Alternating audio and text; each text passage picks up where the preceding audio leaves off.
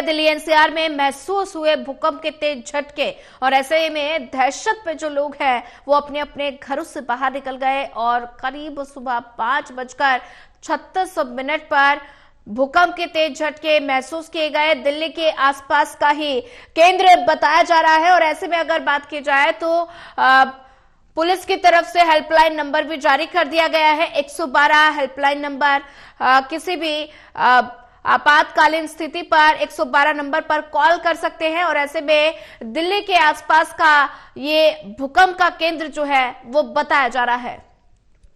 और वहीं ज्यादा जानकारी के लिए हमारे साथ करणवीर कश्यप जुड़ चुके हैं। करणवीर, दिल्ली एनसीआर में भूकंप के तेज झटके महसूस किए गए और ऐसे में अपने अपने घरों से लोग दहशत से बाहर निकल गए और सुबह 5:36 पर भूकंप के तेज झटके महसूस किए गए।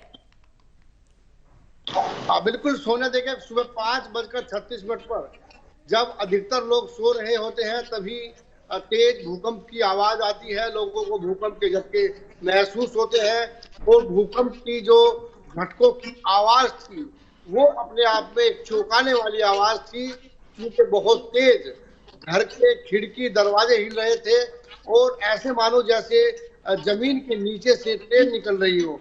यानी कि तेज आवाज के साथ लोगों में डर हुआ और देखते ही देखते लोग अपने घरों से नीचे आ गए, सड़कों पर पहुंच गए, पार्कों में पहुंच गए, क्योंकि जो भूकंप था वो बहुत तेज आवाज के साथ में वो महसूस किया जा रहा था।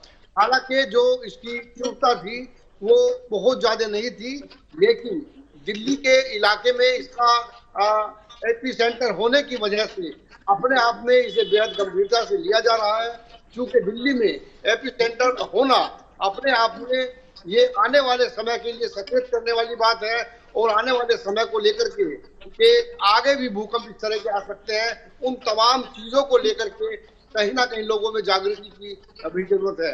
क्योंकि जिस वक्त सुबह ये भूकंप आया अधिकतर लोग सो रहे थे।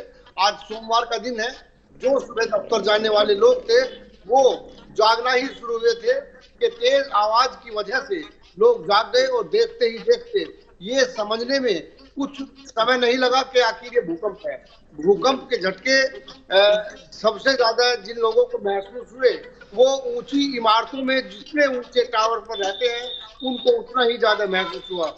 इंदिरापुरम इलाके में जो हाई राइज इमारतें हैं वहां पर जो लोग हैं उन्हें काफी डर महसूस हुआ, तेज आवाज सुनाई दी और वो नीचे सुरक्षित स्थान पर आ गए। लोगों का ये कहना है कि वो सो रहे थे और तभी अचानक तेज आवाज के साथ खिड़कियां बजने लगी, वो लोग डरे और नीचे आए। कई लोग अपने दफ्तर जाने के लिए तैयार हो रहे थे, तो कुछ लोग दुकानें खोल रहे थे और उनको तेज भूकंप की आवाज के बाद वो अपना सुरक्षित स्थान पर नीचे आ गए। दिल्ली में एपिसेंटर होने के कारण कहीं ना कहीं अपने आप में ये एक सबक लेने की बात भी है कि सभी लोगों को बेहद जागरूक रहने की आवश्यकता है, क्योंकि अब से पहले शायद दिल्ली में एपिसेंटर नहीं रहा है और जो तीव्रता थी 4.3 मापी गई है और जो जमीन के नीचे 5 किलोमीटर पर इसका एपिसेंटर माना गया, इस जो भूकंप था वो था। तो इसीलिए बहुत ज्यादा कहीं कोई नुकसान की सूचना किसी तरह की नहीं आई है। हालांकि दिल्ली पुलिस ने भी, गाजियाबाद पुलिस ने भी और यहाँ पर नंबर जारी किए हैं और जो पुलिस के नंबर हैं उन पर किसी भी तरह की सूचना देने के लिए बोला है। कोई भी जान माल की कोई नुकसान की सूचना नहीं है। अभी गाजियाबाद में फायर सेफ्टी विभाग के लोगों से मेरी बात हुई है, उन्होंने कहा है कि किसी भी तरह की कहीं जान माल की कोई नुकसान की सूचना नहीं है और ना ही इस तरह की कोई कॉल आई है। हालांकि लोग खुद बेहद जागरूक हैं और जागरूकता के चलते हुए लोग झटके जैसे ही महसूस हुए अपने घरों को छोड़ करके नीचे सुरक्षित स्थान पर या तो सड़कों पर या पार्कों में आ गए। लेकिन ये भूकंप के झटके लोगों के दिल में कहीं ना कहीं डर का माहौल पैदा कर गए। जी सोनिया, बिल्कुल करणवीर, अगर बात की जाए जैसा कि आपने कहा कि जानमाल का नुकसान नहीं हुआ है तो ये एक राहत की बात है और ऐसे में पुलिस प्रशासन भी पूरा हरकत में आ गया है। पुलिस ने हेल्पलाइन नंबर जारी कर दिया है कि किसी भी आपातकालीन स्थिति में मदद के लिए 112 नंबर पर कॉल कर सकते हैं। बिल्कुल देखिए, सतर्क रहना बेहद जरूरी है। प्रधानमंत्री ने भी सोशल मीडिया पर लिखा है कि सतर्क रहे, सावधान रहे और घबराने की कोई जरूरत नहीं है। यानी कि प्रधानमंत्री का ये बयान अपने आप में हौसला देता है लोगों को। हौसला इसलिए भी क्योंकि जो दिल्ली एनसीआर है भूकंप की दृष्टि से जोन 4 में आता है, क्योंकि यमुना के किनारे बसा हुआ है, हिंडन के किनारे बसा हुआ है और दिल्ली से 30-35 किलोमीटर की दूरी पर, 50 किलोमीटर की दूरी पर गंगा नदी बहती है। इसके बीच के इलाके की जो ये जमीन है, अगर भौगोलिक दृष्टि से बात की जाए तो रेतीली जमीन है और भूरी जमीन है। ऐसे में अगर 5 किलोमीटर नीचे एपिसेंटर दिल्ली में रहता है तो, और ये काफी देर तक अगर रुकता है तो कहीं ना कहीं खतरनाक साबित हो सकता था, क्योंकि दिल्ली एनसीआर कहीं ना कहीं भुरभुरी जमीन के अंदर है। उधर अरावली जो पहाड़ है उनकी श्रृंखला है, अरावली पर्वतों की श्रृंखला है वो है। उसके बाद यमुना नदी है, हिंडन नदी है, गंगा नदी है। ये भौगोलिक दृष्टि से ये इलाका काफी रेतीला माना जाता है और जमीन के नीचे की जो मिट्टी है वो दलदली और भुरभुरी होती है, जो किसी भी झटके को बहुत लंबे समय तक सहन नहीं करते। इसीलिए दिल्ली एनसीआर में भूकंप रोधी इमारतें बनाई जाती हैं ताकि ऐसी स्थिति में कोई नुकसान ना हो। गुजरात भूकंप के बाद देश में ये चीजें लागू हो गई थी कि अब जहां भी बनेगी वो भूकंप रोधी इमारतें बनेगी।